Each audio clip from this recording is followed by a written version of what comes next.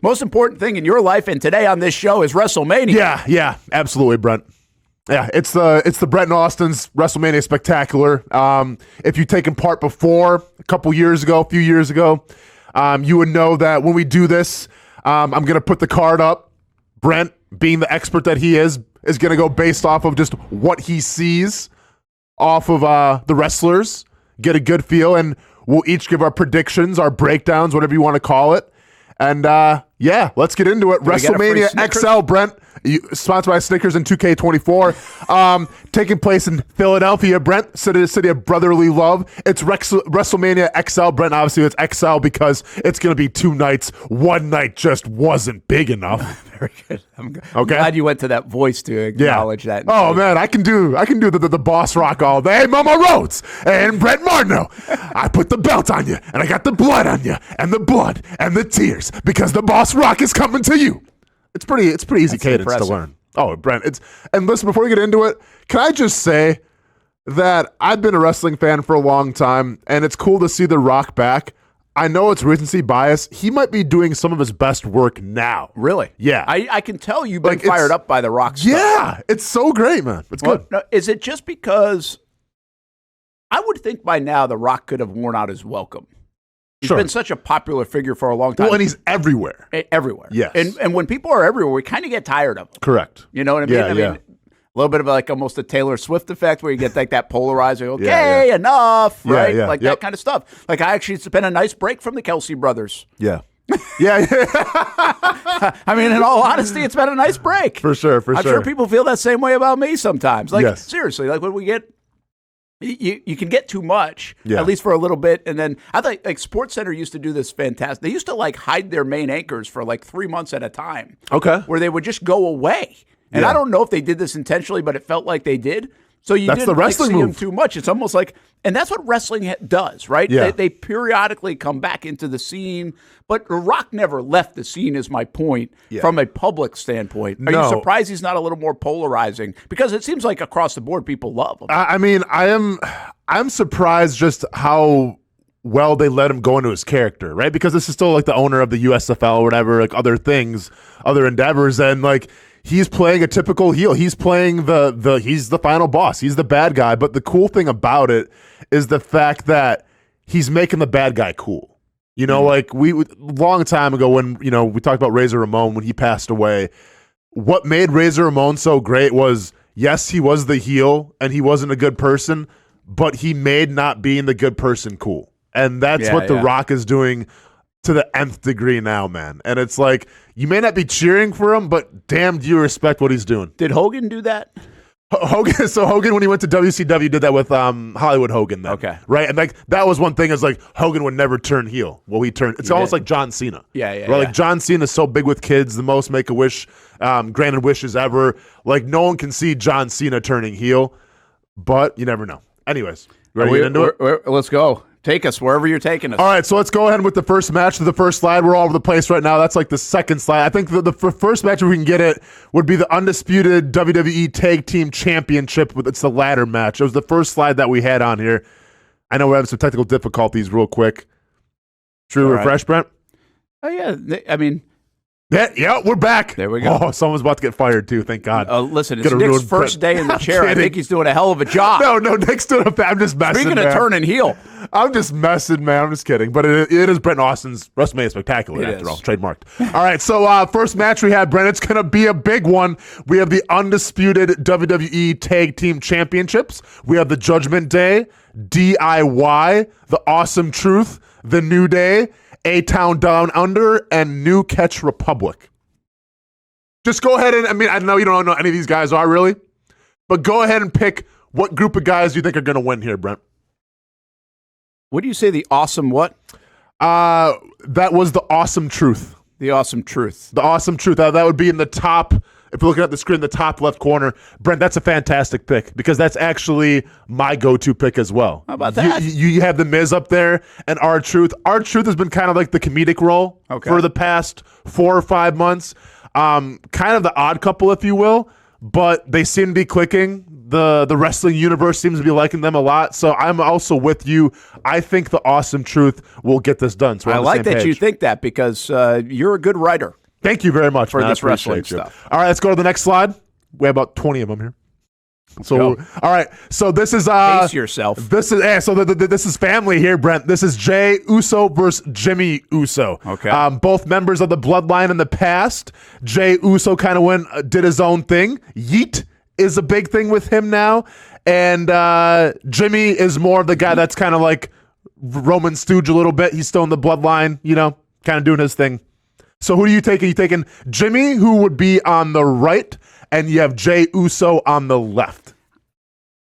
I think Jey is probably the more likable fan favorite figure here. Better believe it. But I think Jimmy's going to get wow. him. Bloodline gets the first dub of the night. Go ahead and give me Jey Uso. I think he's too big of a thing right now. People love doing his entrance. The Yeet's kind of taking over the universe. I think Jey has a lot more to gain. If Jimmy wins, doesn't really do much for him. I think Jey is going to win this. Go ahead and give me Jey Uso. Next slide, please. Irfan says, might be my favorite segment. WrestleMania fan. Hugo says, night one, Rock and Roman will win setting up bloodline rules. I have something to say with that. He's doing some writing as well. I have something to say with that. We'll get to more of that in We'll get to that in a little bit. Yep. All right, next slide, please. All right, this one, Brent, we have Damage Control taking on Jade Cargill, former JU Dolphin, by the way, with AEW, now with WWE. Yeah, she played basketball for JU. Really? Yep. Going to be a big star. Naomi, and we have Bianca Belair. So why are we getting her on? It's a good point. What's her name again? Jade Cargill. Oh, yeah. Yeah, she played basketball at JU. Okay. Yep. I'm pretty sure okay. We'll get into that later. Anyways, who are you taking, Brent? Damage Control or the just the kind of design team of Jade Cargill, Bianca Belair, and Naomi? Damage Control. Damage Control. Just feeling the war paint from Asuka? I think so. I mean, I'd pick that. She's frightening. Yes. Yeah. She's frightening. I also am taking Damage Control, but not because of the war paint, because I think Jade Cargill is going to make her giant debut and just beat up everybody. I think she's going to turn on her own team. I think she turns on Bianca Belair, setting up a match down the line. But I think Jade Cargill is too big of a star. They're trying to tout her out. It'll be like her first official match. I think her first official match, you put her over right away and let her defeat everybody. How about that? So I have Damage Control now winning. You've got me interested on the local angle. They're touting her like she's going to be the next big thing. Wow. Yeah. So keep in mind. Do you see the star potential when you watch? Yeah. I mean, she has the physique. She has like the attitude. And once again, I think coming from AEW, I think WWE wants to kind of propel her just to kind of say, like, hey, look at what we did with her. You know because if you come over, right? Yeah. I mean, now you got to that's part of the deal probably to come over. Yeah. That's a good call. Yeah, it's kind of like the reverse Calvin Ridley effect. You go to Will Levis and it's like, we'll see. Good luck to you. Next slide, please. Sorry, we're getting off topic with football talk. Go figure. It's a way to tie it in. Oh, man, exactly. Brent, here we have the Latino World Order, Dragon Lee and Rey Mysterio. I bet these guys are fun to watch. You better believe it. Taking on Santo Escobar and Dominic Mysterio. Little background information. The two on the bottom, Dominic Mysterio and Rey Mysterio, it's father and son. Ah, very good. Yes. I know the Mysterio name from the wrestling world. Yep. This looks like an intriguing matchup. Guy in the bottom right looks like he could go to Karate Kid Part 4. Get him, Ralph Macchio for Dirty Dom. Okay, I like it. I always heard like Macchio lived down in like Palm Coast area. I'm not sure if that's true, but I'd always heard a rumor that maybe he had a place down there or something. I mean, why would they make it up? Like Spurrier and those guys down at Crescent Beach. Now we're talking about kind of like what I heard. Stephen King has a place at Fernandino. Yeah, there we go. You never know. So I'm going with the Mysterios. But which ones, bro? Because keep in mind, so it's father versus son. We're against each other here. So we have the LWO, Dragon Lee, and then the son's going to take it. Yeah. So you have Dirty Dom and Santos Escobar winning. Yes. Okay. Go ahead and give me the LWO with Rey Mysterio and Dragon Lee, please. Well, we got to start getting a name for the son. I know Ray well. Dirty Dom. It's the Dominic Mysterio. It's Dirty Dom. All right. Well, okay. Dirty Dom it is. Dirty Dom. Next one, please. We're flying by now. Oh, Brent, you know one of the names. We have Rhea Ripley taking on Becky Lynch. She's still as big a star as she was last time we did this? She's up there, but Rhea Ripley's kind of took that mantle now, been a champion for about a year and shows no signs of slowing down. I feel like I know which one's the heel. You should. Black is a good color, you know. She's got the belt. And she has the belt right now. Coming off of a big victory where she fought in her home country of Australia. I'm going to the elevation and resurgence of Becky Lynch here. Ooh, not a bad pick. Keep in mind her contract is coming up pretty soon. So what do you do with that? I think Rhea Ripley, I know she's been a champ for about a year now. She still has so much momentum. You can't take the belt off her now. I'm taking Rhea Ripley, please. Next slide. By the way, our producer's dominating this. Nick is fantastic. Nick, you're doing a fantastic first time ever job, in the chair. man. I mean, I'm not gonna lie. This meant a lot to me. So the fact you're not messing this up is everything. I'm just kidding. No, he's not. No, I'm not. No. Oh, I would have flipped this table if something wouldn't happen. I'd have stormed out of here. All right, Brent. Next we have Gunther, the Intercontinental Champion, taking on Intercontinental Champ. Huh? Yeah, man. It's the workhorse belt. You know what I'm saying? And we got Sami Zayn. Man. A little background. Gunther has now set the record for longest Intercontinental Championship streak. Okay, well, he's good. Done. He's done? He's done because beards are in, and we're gonna get a win here. Oh, okay. All right. You taking Sami Zayn? He looks like he's out of Chuck Norris. Yeah. Now, school of fighting. What you should keep in mind, because they're standing head in head, one guy is drastically bigger than the other guy, and Gunther is bigger than Sami Zayn. A lot bigger? A lot bigger, yeah. We're going to need to change the storyline if he's got the longest streak going, though. Okay, eventually. It's not going to happen here, though. I'm taking Gunther. All right, next slide. A big upset. I want to know the odds on that. Oh, Brent. Okay, so this is so this is night one, though. This is the night one main event, okay? We have Seth frickin' Rollins, and Cody Rhodes taking on the final boss with the belt, Mama Rhodes, coming for you, and obviously the Tribal Chief and Roman Reigns. Brent, your predictions, please. Night one. Night one. And keep in mind, whoever wins this match sets the stipulation for the main event of night two. I'm going to say there's going to be a setup to get Rhodes on night two, so that means The Rock has to win on night one. Well, no. So regardless, keep in mind, The Rock's going to face Roman Reigns regardless. So it's just the rule set of night two. So even if Roman Reigns and The Rock loses, the championship will still be there for Cody Rhodes. Oh, okay. Yeah. Okay. It's just the match rules. Just the rules. Stipulations. Okay. Yes. But you could have two different winners, one night to the next. Yeah. Then I'm taking The Rock. You're taking The Rock and Roman Reigns, the bloodline. Yeah, and a lot of people are taking that. Here's where I'm going to fade the public, and I'm going to go in my own direction here. I get everyone saying that it's going to be bloodline rules for night two of WrestleMania. The Rock's going to dominate, and Roman Reigns is going to do his thing. I also think that if you do that, it's going to be The Rock versus everybody. It'll be Cody Rhodes versus everybody. And then eventually people will say that The Rock's going to turn on Roman Reigns, right? Because you have to have a story within the bloodline, and he's teased that. If The Rock was to turn on Roman Reigns, that takes away Cody's moment of winning the WrestleMania, winning the championship, finishing the story, if you will. So I think The Rock's actually going to turn on Roman Reigns night one. And I think Cody Rhodes and Seth Rollins actually win this, and Cody Rhodes trying to finish the story is going to say, zero interference, one-on-one, Roman Reigns versus Cody Rhodes for the championship. Zero outside help. And that's going to be night two. And that's how he finishes this story. Because keep in mind, he had a chance to finish the story last year at WrestleMania, but there was the interference. There was the help, right? So he got beat.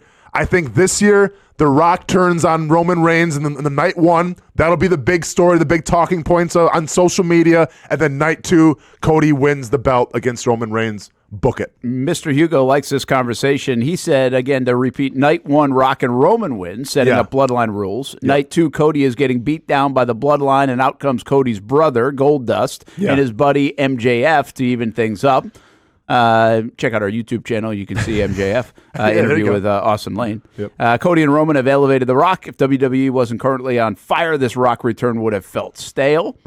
If I'm not mistaken, there will be two winners in the tag team match on Monday. Cole made it sound like Raw and SmackDown titles are up for grabs separately in the match. Yeah. So he said. So there's a little WrestleMania conversation. All right, so that's night one. Where is WrestleMania, actually? Philly. City Brotherly Love, right? Yeah. Do you think Jason Kelsey shows up? I was thinking that. When I mentioned that, actually, I almost turned around and said, okay, wait a minute. Where's Kelsey in the mix here? Have they been in the cross past? my mind. I mean, they have had like cross NFL players that Gronk has been in it before. But the Kelce's haven't. No, yet? Kelsey's never been in it, but like, Gronk's been in it. I think more than and they got the McAfee stuff already. True. I mean, Kelce's are definitely showing up there. I think George Kittle might have been in something. Yeah. There's no doubt Kelce is there at WrestleMania. You think both of them? I don't know. It's going to be a tag team, right? You got to have the tag team. Yeah, there's a role. Who else? Will there be other outside roles? Good call. Like it's like a Jake Paul or somebody like that. Logan Paul will be competing. I mean, you might see Jake Paul. Yeah, we'll break that down to night 2 of Brent and Austin's WrestleMania Spectacular. That's straight. Thought it was extravaganza. No, it's spectacular. Spectacular, sorry. Did I say extravaganza? I don't know. I thought I was saying spectacular. I might have tweeted. Did you really call it an extravaganza, Brent? I might have. Come on, man. It's not how branding works. That's true. That's like saying it was always the Jags. Well, was it the Jags? Like, there's a difference there. What if Dewey? Was it the Jags? No, man. So are we saying Kelce brothers show up or no? Where are you putting? I think the money's going to be yeah. Gotta be. Come on, man. You got to move those Twitter views, right? You got to move the needle. Especially in Philadelphia, they'll go. I mean, even though it's not all Philadelphians going to WrestleMania, but like you feel like when Jason Kelce shows up, yeah, that's a lock, man. It's a lock. It's now a lock. It didn't even. I'd never even considered it, and then you brought up Jason Kelce before we even started the spectacular, and now it's like, yeah. The thing about here's the thing about any entity right now, entertainment industry. If you're actors, musicians, if you're another sport like this is entertainment and sport combination. Yeah. You almost have to, in my opinion, try to include something from the NFL. The NFL has the biggest faces, the biggest names, the biggest everything in sport. Yep. So, I mean, the only other way to do it is if you want to include like Messi, and Messi and wrestling probably doesn't go together. Yeah. Right? Correct. Messi and Super Bowl commercial goes together. Yeah. Messi and wrestling probably not. But the Kelce brothers in Philly, it just, like, it's happening. Like, I'd be stunned if it didn't happen. Yeah. Stunned. And I don't even know of another, by the way, who else in sport right now, and maybe even in the NFL, would you, like, if you were trying to get somebody, hey, we want this person here, who would it be? I mean, in the past, we've seen Mike Tyson, right? Well, recently, maybe though, with Tyson maybe could because of the upcoming stuff. Like, would he promote it? I mean, you saw Tyson Fury because he had a fight coming up. Tyson Fury was you could see some of that. You can see some of that, but like, I'm thinking of just like the views, right? The polarizing person. And I'm not even saying wrestling needs it, but why wouldn't you incorporate it? Of course, you're putting on a show. Yeah. Right. Yeah, I mean, honestly, because just number one, because it's Jason City, but let's be honest, Travis Kelce is the who's who. That's why you get the best of both right here. And this being in Philadelphia, you get the best of both of it. Yeah. I would argue this: does wrestling need it? One, because already it's a big deal. Yes. But two, one of the biggest stars on the planet is The Rock, and they've got him. So wrestling needs it though, Brent, because like, listen, there's the diehards that are always going to be there. Like wrestling, no matter what happens, will be fine because people live it, right? What WWE is trying to get now is the more casual fan, right? Is the one that's kind of on the fence, like, hey, I'd rather watch like football today, or I'd rather watch, whatever, basketball. But like, if you get those big names like Travis Kelce and you see that pop up on your newsfeed, some people are going to be like, well, let me check this out then, right? So it's not catered to the diehard wrestling fan. It's catered more to just the people that could be on the fence a little bit, because if you're WWE and you're signing these new contracts, these new TV deals and everything, you want to look at, hey, look at our numbers, right? Look at our views and things like that. And when The Rock came back, the numbers went up drastically. But if you can have that pop culture interference now with a Travis Kelce, it's only going to help you. Well, if Taylor Swift comes in to save Becky Lynch, that's going to be something. If Taylor Swift comes, okay, I'll tell you right now, if Taylor Swift comes in, Tony Khan, I love you, man, but it's over. I mean, come on, man. I mean, I get you got Sasha Banks, Mercedes Moné. If Taylor Swift comes in to save Becky Lynch, Brent, and I'm an AEW fan, it's time to concede. Stop the count. Stop the count. Would that be the most wild of realistic circumstances you could present? If I'm going to be honest, if Taylor Swift comes in and like beats Rhea Ripley and saves Becky Lynch, Brent, never going to happen. But if it did happen, you better be ready to meet on Monday because we are changing the entire format of our show. Because then, sorry local sports. Hey, sorry NASCAR. Sorry Stuart Weber. Oh, sorry golf. Some Jags. Sorry NBA. It's wrestling now. Yeah, the internet will break. Yep. If that were to happen. Yeah. I don't predict it's going to happen. No, I mean, there's not enough money in the world. Mr. Hugo, I do remember this actually, Lawrence Taylor and Bam Bam Bigelow in WrestleMania. Oh, so they've been doing it for a long time. But even when Lawrence Taylor, who was a big star, the NFL wasn't as big as it is. I mean, the NFL is such a big. That's really the kind of the nature of this. Is where else can you grab when you're already a big entity? Where can you grab? The NFL actually found this out. They're the big thing. Who are they? They can get actors and others to go to the Super Bowl. They can get halftime performances. Taylor Swift is the one that elevated them in a different way. Yeah. And there are just very few people when you're this big of a thing can elevate you to another level. There's only so many levels to go. And I think Taylor Swift did that to the NFL. I think I'm not telling you that the Kelseys are going to elevate WrestleMania. I just think it's an easy tie to at least have people talking all over social media and everything else. Without a doubt. And the curiosity that even gets brought up of, well, maybe Taylor Swift will be there. Is she in the building at least? Yeah, I know, right? In the building. Is she in the press box? Night two. All right, night two of Brent and Austin's WrestleMania Spectacular. All right, Brent, so here we go, man. Let me bring back my notes real quick here. Break this down. All right, so we have... First of all, do you recognize any of these guys whatsoever? We may have saw one. I feel like we saw one of these dudes at... I feel like the bottom left guy I knew. But Yep. Go on. Would Bobby it been at Lashley. the Super Bowl? Okay, so it's Bobby Lashley. Yeah, I think he was at the media radio row. Yeah. We didn't get him, unfortunately. I guess we weren't that big enough. But Bobby Lashley, former MMA fighter. Okay. Obviously WrestleMania participant as well, but a really big name in wrestling. So he has teamed up now with Shelton Benjamin, and then I got to find that guy's name because I'm drawing a... Sorry. Okay, so we got Bobby Lashley and the Street Profits. All right, that's these two guys he's teamed up with. Taking on, and these guys are new, Brent, the Final Testament in a Philadelphia street fight. Okay? Your thoughts, your predictions. Philadelphia street fight, Brent, anything can happen. Anything can happen. Yes. Kind of like the Final Testament. Yeah? The guys on the right? Yeah. Yeah, I'm going with you here. Final Testament, go and give me those guys because they need a win to be more legitimate. Do they? I think Bobby Lashley and the Street Profits are going to be just fine if they lose at WrestleMania. Go ahead and give me the Final Testament. They look like they outweigh the others by a bunch. The guys on the right. Yeah.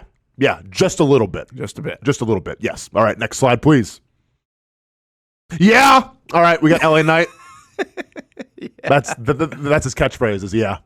And keep in mind, this is the only bad thing I have to say about The Rock coming back. It's not really that bad.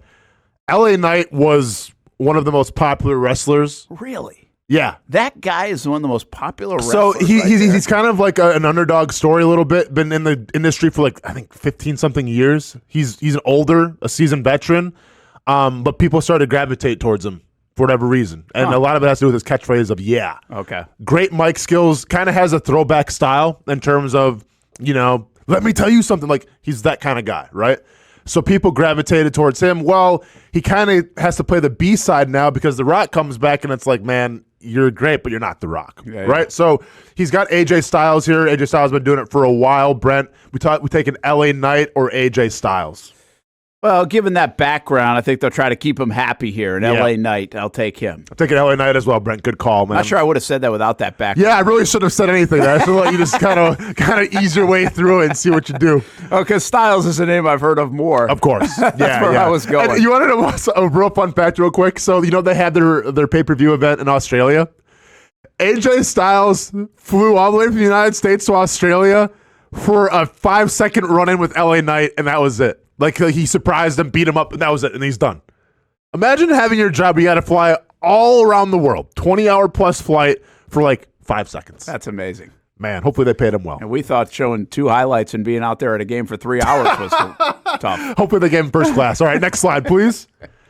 All right, here's your Logan Paul, Brent, we're talking about, the the millennial bump or the tween bump, if you will. So we have a triple threat match, Brent, for the United States Championship. The champion Logan Paul will be taking on the Viper Randy Orton and KO Kevin Owens. How is Logan Paul viewed in the wrestling circle? As so he's a heel. Annoyance or no? He's a heel. Okay, so I'll say this: he's a heel. But there's definitely a respect for how quickly he's gravitated and how well he's doing. Really? Even from my standpoint. And, I don't like the Paul brothers at all. Yeah. But the guy's impressive in terms of, number one, his mic skills, but also his in-ring work is fantastic. I'm taking him then. Dang it, Brent. I hate to agree with you all the time. I'm taking Logan Paul, too. I think he's hot right now. I think Randy Orton and Kevin Owens kind of catch each other out a little bit. I think the emergence of Logan Paul continues and his reign will live on. Well, because not only is he heel, but I think he is I think they do have that polarizing effect. I think there's obviously a population that loves them or is waiting to see what they do next, and then there's the me population okay, go away, or okay, I've heard the name enough. Is this real? Well, what do you give those guys credit for though? Is it seems like I don't watch them. Yeah, but you said they've adapted to whatever they do pretty well. They put a lot of work in. It sounds like what they're doing. I was surprised of how well, but I mean, you saw in boxing, and boxing is one thing, but the guy's an athlete, man, and you have to give him his props. Now his drinks suck. Prime is just a horrible beverage, and I'll tell that to my son's face. You ever had Prime? No. Oh, it's so sweet, man. It's made for kids. It's not made for me. I understand that, but yeah, Prime is garbage. But yes, Logan Paul I have winning too as well. Next slide, please. Was he a good athlete? Were these guys good athletes? Coming up out of high school? I believe they were both high school wrestlers and things. Okay. Great athletes. All right, Brent, we have the Women's Championship. You have Elo Sky, the champion, taking on her, I guess you could call her a former mentor, the creator of Damage Control before they turned on her, in Bailey. The tough one. Yep. A lot of red extension, or a lot of red just hair stuff, Hair stuff. They got their glam on here. Need some contrast. They got their glam on. Yeah, there you go. I'm going to take Elo, you said? Elo. Yeah. Okay. She retains the belt. Okay. I am going to take Bailey. I think she finishes the story, and maybe she brings back the hugger Bailey, since she's a full-blown face now, as they call it in the business. All right, next. I think we're getting close to the end here. Yep. Well, it's 2 nights, so. It is 2 nights. Yep. Brent, we have Seth frickin' Rollins taking on Drew McIntyre, and here's a little bit of the kicker. Here's a little bit of a sweetener, if you will, a little prime sweetener. CM Punk will be on commentary for this fight, for this match. So he's going to end up involved in this fight in some Maybe. way. I don't know. Maybe. There's no doubt. All right, what do you got? That thing is spilling over to the announcer table in some respect. You guys think I never did see wrestling. Yeah, no, some of those age-old truths are still true. I hear you. When you have a name like Seth freaking Rollins, you win. Okay. Taking Seth Rollins here. Especially in this Attitude Era, back at it. You want that freaking making the headlines. So do you think CM Punk interferes and helps him win? Or I don't know where he would help, but I would assume yes, there's definite interference here with CM Punk. Okay, got you. I am going to take Drew McIntyre from the standpoint of, I should probably give you a little more background. So Drew McIntyre was the champion when it was the COVID time. Okay. Right, which was kind of a hard time to be a champion, right? Didn't have the crowd or anything. I think the WWE is going to make it right with him and make him the champion. Now, CM Punk on commentary is interesting. Here's what I think happens with that. Keep in mind, CM Punk does not like Seth Rollins either. So there's not really allegiance to helping out Seth Rollins. What I think is going to happen is that CM Punk's going to maybe try to distract Drew McIntyre, but it distracts Seth Rollins instead. Drew McIntyre wins, and then CM Punk attacks Drew McIntyre, and then Damian Priest, Brent, who has the Money in the Bank briefcase, comes in and cashes on that and becomes the new champion. Wow. So I have Drew McIntyre winning, then losing his belt due to CM Punk because Damian Priest comes in to cash in the Money in the Bank. So it's like a spinoff and a spinoff. Yeah, so it's going to be, going forward, it's going to be a triple threat between Seth Rollins, Drew McIntyre, and CM Punk. I think I got that one. This is going to be a 35-minute match. Oh yeah, it's gonna. What's the average time for a match now? Seems like they take a long time. I mean, commercial break. Well, the one coming up here with Cody Rhodes and Roman Reigns, you might talk about 30 minutes. Yeah, 35. Does WrestleMania take commercials, or is it? Oh no. I mean, yeah, they throw in like their own commercials. Does that make sense? Yeah. Like the new video game and stuff. Okay. Snickers probably too. Have something. Definitely. A lot of Snickers. All right, I think we got the last one here, Brent, for all the marbles. Oh man, Brent. If you get goosebumps looking at that, oh yeah, I really do. You got ice water in your veins, man. I do get goosebumps. You got ice water in your veins, man. I can't wait till we Sunday. got Cody Rhodes. Mama Rhodes might be in attendance. All right, is he gonna get the blood on the belt? Is Mama Rhodes gonna cry? Is the Cody crybabies gonna lose their minds, or does Cody Rhodes finally finish his story? Based on everything that I can gather from this 35, 40-minute it was spectacular. It was a long one. That's all right. Yeah. I gotta go with Rhodes here. I think, especially the way they painted him last week, where he's like, he looked like such the weak guy. Oh, I know, right? Situation. Yeah. I mean, or 2 weeks ago, whenever that was. But yeah, I got to go with Cody Rhodes. There was a thing going around, too, that The Rock actually showed off because The Rock is the true heel, where he showed a bunch of kids. Like, there was live reactions to Cody Rhodes getting beat up, and a bunch of kids were, like, kind of shaken up and crying about it. Really? And then, obviously, The Rock being The Rock, making fun of the Cody crybabies. I mean, even my son was like, is he going to be able to wrestle at WrestleMania? I'm like, well, I don't know, man. That could be a concussion protocol. We'll see, Rona. Like just kind of playing along a little bit. Wrestling is the ultimate tooth fairy. It is, man. But keep in mind, Brent, we had how many years of Vince McMahon where it was like no blood or anything, and all of a sudden you pump the gas with the guy bleeding from his head and getting attacked and swearing. Unbelievable. My son didn't know what to do. Yeah. I'm taking Cody Rhodes as well. He finishes the story, and listen. Everyone last year who said, oh, WWE messed up and not giving Cody Rhodes the belt last year, well, now look at us. Look at us sitting here with The Rock, with Roman Reigns even stronger, with Cody Rhodes with the redemption arc. Like, just trust the WWE, right? Trust Triple H of what he's doing, because this match is so much bigger now because of what he had to go through to get here. So give me a landscape of wrestling after this. Is The Rock still attached to it on a high profile level? Yeah. Was this kind of like the build up to WrestleMania? Will he now go away and go do his stuff, or is he a part of it for the next calendar year, if you will? So if you've been following this whole story, Brent, is revolved around Roman Reigns and the Bloodline, right? And the Bloodline's been the hottest thing in wrestling now for, 2-3 years. And Paul Heyman, who's the manager, you know who Paul Heyman is? Used to be a promoter. Yeah. So Paul Heyman's kind of the mouthpiece of the Bloodline, right? Paul Heyman, in an interview, this was a couple months ago, said that we're only like in the third inning of this whole story. I take Paul Heyman at his word. I think he's a man of his word. I think next then you're going to get Roman Reigns versus The Rock, and that is going to be crazy. And when I say Roman Reigns versus The Rock, you turn Roman Reigns face, you make him good, you make The Rock the boss that he is, and then you can have matches for months to come. Yeah. So the storyline is just really heating up. It's heating up. With The Rock. We're just getting started, Brent. Why? Well, do you think The Rock views the WrestleMania stuff as a help to his brand? Like, why get it? Like, that's what I don't understand. Like, he doesn't, I don't feel like he needs it. Does he miss it? Yeah. Does he feel a loyalty to it? Like, I'm trying to get in his head. Like, he's got so much stuff going on. I know. So here's what I think why The Rock came back and everything. That's a few reasons. Number one, from branding, it's only going to help you. It can't hurt, right? It's not going to hurt you. But also, like, keep in mind what made The Rock The Rock, right? Like, and we call it the Bloodline. But, I mean, there is some echoes of realness here in this whole story, because it's about the family, right? So let's set the scene real quick, Brent. The Bloodline, Roman Reigns, Jey Uso, Jimmy Uso, The Rock, they're all related. They're all family. Literally, not story. They're all related in some aspect, right? I think they're all cousins, if I'm not mistaken. So I think The Rock saw, you know what? Wrestling's hotter than it's ever been. My cousin, Roman Reigns, is as big as he's ever been. Let me go up there and elevate it even more. And I think that's what it was, And granted, I think they had to pivot a little bit when CM Punk got hurt and he tore his tricep, because we have no idea how CM Punk would have fit in this whole story if he would have been healthy.